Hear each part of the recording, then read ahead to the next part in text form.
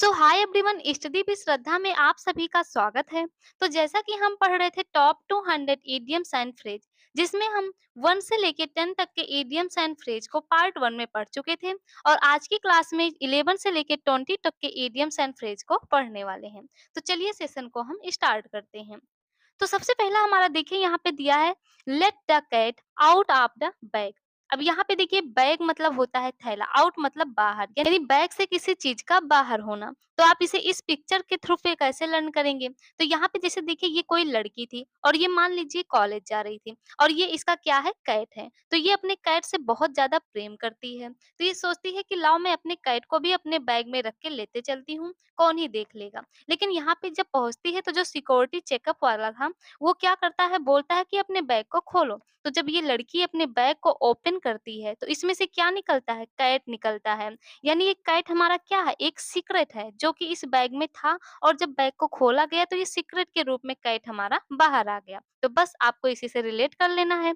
Late the cat out of the bag, यानी bag से बाहर होना, क्या, कैट मतलब बिल्ली, और कैट यहाँ पे बिल्ली किस तरह है, सीक्रेट की तरह। यानी यहाँ पे to reveal a secret accidentally. अब आप बोलेंगे कि हमने पार्ट 1 में आपको बताया था स्पिल द बीन्स, उसका मतलब भी आपको बताए थे कि सीक्रेट का रिवील होना। तो हाँ, जो let the cat out of the bag है और जो स्पिल द बीन्स, दोनों का मतलब होता है सीक्रेट का रिवील होना। लेकिन जो हमारा स्पिल द बीन्स है उसमें क्या होता है, जानबूझ के सीक्रेट को बताया जाता है। लेकिन जो हमारा let the cat out of the bag है, इसमें क्या होता है, एक्सीडेंटली होती है। यानी कोई जानबूझ के सीक्रेट को रिवील नहीं करता, अचानक से हो जाता है। जैसे इस लड़की के बैग में क्या था, कैट था। अब इसको थोड़ी ना पता था कि ये सिक्योरिटी चेकअप इसके बैग को ओपन करा लेगा। तो यहाँ पे ये क्या हो गया, अचानक से इसका सीक्रेट रिवील हुआ है। तो यही अंतर है, spill the beans let the cat out out of the bags. तो आप यहाँ पे एग्जांपल देख सकते हैं, इसी एग्जांपल को यहाँ पे हम लिखे हैं। देन हमारा नेक्स्ट इडियम से ब्रेक द आइस। अब यहाँ पे देखिए ब्रेक द आइस, ब्रेक का मतलब होता है तोड़ना, आइस मतलब बर्फ। यहाँ पे देखिए ब्रेक द आइस को आप किससे कंपेयर करेंगे, तो यहाँ पे ब्रेक द आइस को कंपेयर करेंगे ब्रेक द साइलेंस। अब जैसे आप न्यूज वगैरह में देखे रहते हैं कि हेडलाइन पे लिखा रहता है ब्रेक द साइलेंस, यानी चुप्पी को तोड़ देना। जैसे नीट का एग्जाम लीक हुआ तो बस क्या हुआ, स्टूडेंट ने अपनी चुप्पी को तोड़ दिया, ब्रेक द साइलेंस। तो आप इसमें क्या करेंगे, इसको कैसे रिलेट करेंगे, ब्रेक द आइस को रिलेट करेंगे ब्रेक द साइलेंस से। तो इसे हम इस इमेज के थ्रू लर्न करेंगे। तो यहाँ पे जैसे एक लड़का और एक लड़की है, ये दोनों एक दूसरे को क्या करते हैं, पसंद करते हैं। लेकिन ये एक दूसरे से कभी बात नहीं करते, बस क्या करते, एक दूसरे को देखते हैं। ऐसा लगता है कि इनके बीच में कोई आइस की वॉल खड़ी हो गई हो, जिसकी वजह से ये दोनों एक दूसरे से बोल नहीं पा रहे हों। लेकिन एक दिन क्या होता है, ये लड़का बहुत ज्यादा साहस करके इस लड़की को बोलता है हाय। तो बस उसी दिन क्या होता है, इस लड़के ने अपनी चुप्पी को तोड़ दिया और दोनों में बातचीत प्रारंभ हो गया, और एक दूसरे से ये कंफर्टेबल फील करने लगे और बात आगे बढ़ गई। तो आप इसी से रिलेट करेंगे ब्रेक द आइस मतलब बर्फ तोड़ना, तो इससे रिलेट करेंगे ब्रेक द साइलेंस यानी अपनी चुप्पी को तोड़ देना। यानी चुप्पी तोड़ना, बातचीत की शुरुआत करना और लोगों को कंफर्टेबल फील कराना। देन हमारा नेक्स्ट इडियम है, अ ब्लेसिंग आर बोन इन डाइगेस। अब यहाँ पे देखिए ब्लेसिंग आर बोन, इसका मतलब होता है वरदान, आशीर्वाद, यानी गॉड गिफ्ट। इन डाइगेस मतलब होता है कि भेष बदलना, जैसे अपने रियल इमेज को छिपाना, अपनी वास्तविकता को छुपा लेना। तो आप इसे इस इमेज के थ्रू कैसे लर्न करेंगे, जैसे ये दोनों लड़की क्या है, आपस में फ्रेंड है और आज इसका क्या है, बर्थडे है। तो इसकी फ्रेंड इसके लिए क्या लेकर आती है, एक गिफ्ट लेकर आती है, जो कि बाहर से देखने में बहुत ही ज़्यादा गंदा दिख रहा है। तो ये लड़की बोलती है कितना गंदा गिफ्ट, लेकिन क्या होता है, जब उस बॉक्स को ओपन करती है तो उसमें एक ब्रांड आईफ़ोन निकलता है। तो इससे आप क्या रिलेट करेंगे, जो चीज़ बा पहले क्या था, देखने में बुरा लग रहा था, यानी शुरुआत में बुरा था, लेकिन बाद में क्या होती है, वही चीज़ अच्छी बन जाती है, यानी वरदान बन जाती है। तो आप इसको कैसे रिलेट करेंगे? तो यहाँ पे रिलेट करेंगे something that seems bad at first but turns out to be good later. यानी कोई शुरुआत में जो बुरा लगे लेकिन बाद में वही चीज हमारे लिए अच्छा साबित हो जाए। तो आप इसको इस पिक्चर के थ्रू रिलेट करके लर्न करेंगे। देन हमारा नेक्स्ट इडियम्स है, अ बोल्ट फ्रॉम द ब्लू। अब देखिए इसे लर्न कैसे करेंगे, बोल्ट। अब देखिए बोल्ट को रिलेट करेंगे थंडरबोल्ट होता नहीं है यानी बिजली फ्रॉम द ब्लू। अब ब्लू हमारा क्या होता है? स्काई होता है। तो यहाँ से ब्लू को रिलेट करेंगे स्काई से, बोल्ट का मतलब बिजली। अब जैसे देखिए ये लड़का क्या है? ब्लू स्काई के नीचे खड़ा है और यहाँ पे क्या है? आसमान में धूप अच्छे से निकला हुआ है। लेकिन अचानक से क्या होता है? इस आसमान में बिजली कड़क जाती है। तो बिजली तो हमें मैसेज करके आती नहीं है, यानी ऐसी घटना जो अचानक से घट जाए, उसे ही क्या कहते हैं? A bolt from the blue. तो जैसे यहाँ पे ये लड़का आसमान के नीचे खड़ा था और यहाँ पे देखिए हमारा मौसम बहुत ही अच्छा था, लेकिन अचानक से यहाँ बिजली कड़क गई। तो इसे ही कहते हैं अचानक से कुछ शॉकिंग होना, यानी अचानक से कोई शॉक्ड या अनएक्सपेक्टेड इवेंट जो हमारे साथ हो जाए, उसे ही क्या कहते हैं? A bolt from the blue. तो the thunder came as a bolt from the blue. Then हमारा नेक्स्ट इडियम्स है बरी द हैचेट। अब यहाँ पे देखिए हैचेट का मतलब होता है कुल्हाड़ी। अब यहाँ पे आप इस इमेज के थ्रू रिलेट करेंगे। बड़ी का मतलब होता है दफनाना, हैचेट मतलब कुल्हाड़ी। तो यहाँ पे देखिए 2 भाई थे और आपस में लड़ रहे थे, किस लिए? कुल्हाड़ी के लिए। तो जो इनके पिताजी होते वो आते हैं, क्या करते हैं? उनसे कुल्हाड़ी को छीन के उसे ज़मीन में गाड़ देते हैं। अब जब कुल्हाड़ी ही नहीं रहेगी तो इन दोनों का झगड़ा खत्म हो गया। तो बस इसे आप रिलेट कर देंगे, बड़ी द हैचेट मतलब कुल्हाड़ी, कुल्हाड़ी को दफनाना, यानी कुल्हाड़ी को दफनाने से इनका झगड़ा खत्म हो गया। तो यानी लड़ाई को खत्म करना और शांति बनाए रखना। अब अगर आप इससे नहीं समझ पाए तो यहाँ से देखिए दूसरे इमेज पे, तो यहाँ पे आपको हैट देखने को मिलेगा। तो दफनाना किसको? टोपी यानी हैट को। तो यहाँ पे 2 बच्चे थे और हैट के लिए आपस में लड़ रहे थे। तो उनकी मम्मा आती हैं, उनके हैट को छीन के क्या करती हैं? ज़मीन में गाड़ देती हैं। तो जब हैट ही नहीं रहता तो इन दोनों के बीच लड़ाई खत्म हो जाती है। तो आप इस तरह इसे भी लर्न कर सकते हैं। और अगर आप नेक्स्ट देखें तो यहाँ पे देखिए बरी द हैचेट में यहाँ पे लास्ट में क्या आता है? चैट।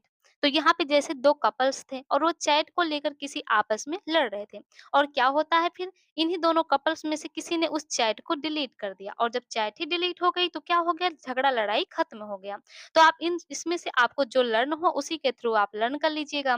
बरी द हैचेट का मतलब होता है लड़ाई को खत्म करना और शांति को बनाना, यानी to hind a fight to make peace, झगड़ा खत्म कर देना, सुलह कर देना। देन हमारा नेक्स्ट इडियम है बर्न द मिडनाइट ऑयल। अब यहाँ पे देखिए बर्न मतलब होता है जलाना, मिडनाइट मतलब आधी रात, ऑयल मतलब दिए का तेल। अब आप इसे रिलेट करिए, जैसे आप रात को 12 बजे 1 बजे तक पढ़ते हैं और पढ़ते हैं तो दिया जला के पढ़ते हैं। तो उस दिए में क्या होता है? हमारा ऑयल होता है और वो ऑयल क्या होता है? बर्न होता है। तभी तो हमें क्या होता है? लाइट मिलती है और हम अपनी पढ़ाई को 12-1 बजे तक कंटिन्यू रखे रहते हैं। तो यहाँ से आप इसी को रिलेट करेंगे कि जब दिए में आधी रात तक हमारा ऑयल बर्न होगा तो इसका मतलब हम आधी रात तक क्या कर रहे हैं? मेहनत कर रहे हैं, यानी पढ़ाई कर रहे हैं। तो यहाँ से आप रिलेट करेंगे, बर्न मतलब जलना, मिडनाइट मतलब आधी रात, ऑयल मतलब तेल। यानी जब तक इस दिए में तेल बर्न होगा तब तक हम पढ़ाई करेंगे, यानी देर रात तक पढ़ाई करना या कोई काम करना। नेक्स्ट इडियम से वाइल्ड गोस चेस। तो वाइल्ड मतलब होता है जंगली, यहाँ पे गेस मतलब होता है बत्तख, यानी जंगली बत्तख, और चेस मतलब होता है हासिल करना। अब आप इसे रिलेट कैसे करेंगे? जैसे ये लड़का है और ये क्या करता है? इस जंगली बत्तख को पकड़ना चाहता है। तो हम जनरली जानते हैं जो हमारे पालतू पशु होते हैं उन्हें हम आसानी से पकड़ सकते हैं। लेकिन अगर कोई भी चीज़ जंगली है तो उसे पकड़ना आसान नहीं होता है, क्योंकि वो क्या करता है? भागता रहता है। तो यहाँ से आप इसे ही रिलेट करेंगे कि ये जो लड़का है इस जंगली बत्तख को पकड़ना चाहता है, इसे हासिल करना चाहता है, लेकिन ये क्या है? नामुमकिन है, यानी इसका रिजल्ट नहीं मिलेगा क्योंकि ये क्या है? एक जंगली है। अगर आप नेक्स्ट से देखना चाहते हैं तो जैसे ये लड़की है और इसका रिंग क्या हो गया है? गुम हो गया है। ये अपने रिंग को खोज रही है लेकिन मिल नहीं रहा है, यानी बहुत ट्राई करना लेकिन कुछ रिजल्ट ना मिलना। तो आप यहाँ पे जंगली बत्तख से लर्न करेंगे कि बहुत ट्राई करना लेकिन हासिल ना कर पाना। जैसे हम जंगली बत्तख को पकड़ते हैं तो वो हमारे हाथ में नहीं आती है, तो इसी तरह आप रिलेट करेंगे। तो आई यूजलेस सर्च आर इफेक्ट, व्यर्थ प्रयास बेकार की खोज, और यहाँ पे आपको देख सकते हैं वही दोनों एग्जाम्पल यहाँ पे हम लिखे हैं। देन हमारा नेक्स्ट इडियम से फेस द म्यूजिक। फेस मतलब सामना करना, म्यूजिक मतलब संगीत। अब जैसे आप इसे रिलेट करेंगे, यहाँ पे कोई फंक्शन चल रहा था और लड़कियां डांस कर रही थी और ये लड़का बैठ के यहाँ पे उन लोग के ऊपर हंस रहा था। तो जब डांस फंक्शन खत्म होता है तो ये लड़कियां इन लड़कों से, इस लड़के से बोलती हैं कि चलो बेटा अब तुम डांस करो, क्योंकि ये क्या कर रहा था? उनके ऊपर हंस रहा था। तो यहाँ पे बस क्या होता है? अब इसके पास सामना करना पड़ रहा है किस चीज की? कठिनाई की, क्योंकि इसने गलती किया था, उस गलती को अब फेस कर रहा है। अगर ये इन लोग के ऊपर ना हंसा होता तो आज इन लोग सबके सामने इसे शर्मिंदा ना होना पड़ता। तो फेस द म्यूजिक का मतलब आप यहाँ पे म्यूजिक से रिलेट करेंगे, यहाँ पे सिचुएशन से है, यानी अपनी गलती एक्सेप्ट करना और उसका रिजल्ट फेस करना। To accept the punishment, to accept the blame for a mistake, अपनी गलती का परिणाम भुगतना, अपने किए का सामना देन करना। हमारा नेक्स्ट इडियम है ऑन क्लाउड नाइन। अब यहाँ पे देखिए क्लाउड का मतलब क्या होता है बादल, और बादल कहाँ पे होता है हमारा आसमान में। तो यहाँ से आप कंपेयर करेंगे क्लाउड को आसमान से। अब यहाँ पे देखिए सातवें आसमान पर होना, यानी ऑन क्लाउड नाउन का मतलब होता है सातवें आसमान पर होना, यानी बहुत ज्यादा खुश होना। तो यहाँ से देखिए टू बी एक्सट्रीमली हैप्पी, बहुत ज्यादा खुश होना, खुशी का कोई ठिकाना ना होना। तो ये हमारा किसका मीनिंग होता है, तो ऑन क्लाउड नाइन का। और यहाँ पे देखिए ये कौन है, अमन, और ये बहुत ज्यादा आज खुश है। क्यों? क्योंकि इसने यूपीएससी का एग्जाम क्रैक कर लिया है। तो यहाँ पे देख सकते हैं इसका एग्जाम्पल हो जाएगा, Aman is on cloud nine after cracking the UPSC exam, यानी अमन का यूपीएससी एग्जाम क्रैक हो गया है, इसलिए ये बहुत ज्यादा खुश है, यानी ऑन क्लाउड नाइन पे है। देन हमारा नेक्स्ट इडियम है सिट ऑन द फेंस। अब यहाँ पे देखिए सिट का मतलब होता है बैठना, और फेंस, फेंस मतलब बाउंड्री, यानी एक ऐसी दीवार जो दो घरों को या फिर दो खेतों को डिवाइड करती हो। तो यहाँ पे सिट मतलब बैठना, फेंस मतलब बाउंड्री, यानी बाउंड्री पर बैठना।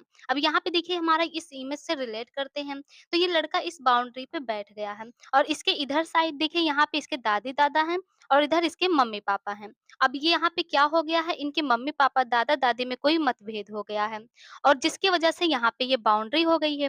लेकिन इस लड़के को समझ में नहीं आ रहा है, यानी निर्णय नहीं ले पा रहा है, 2 विचारों के बीच उलझ गया है कि हमें किस साइड जाना चाहिए। तो एक ऐसी स्थिति जब हम क्या हो जाएँ, न्यूट्रल हो जाएँ, यानी निर्णय ना ले पाएँ, तो उसे कहते हैं सिट ऑन द फेंस। तो आप यहाँ पे इस स्टोरी के through sit on the fence के अर्थ को रिलेट करेंगे। इसका मतलब होता है किसी की भी तरफदारी ना करना, तटस्थ रहना, निर्णय ना लेना, 2 विचारों के बीच उलझा रहना। अब यहाँ से चलिए सबसे पहले जो हम पार्ट 1 में इडियम्स पढ़े थे 1 से 10 तक, सबसे पहले उसका रिवीजन करते हैं, उसके बाद आज के इडियम्स का रिवीजन करेंगे।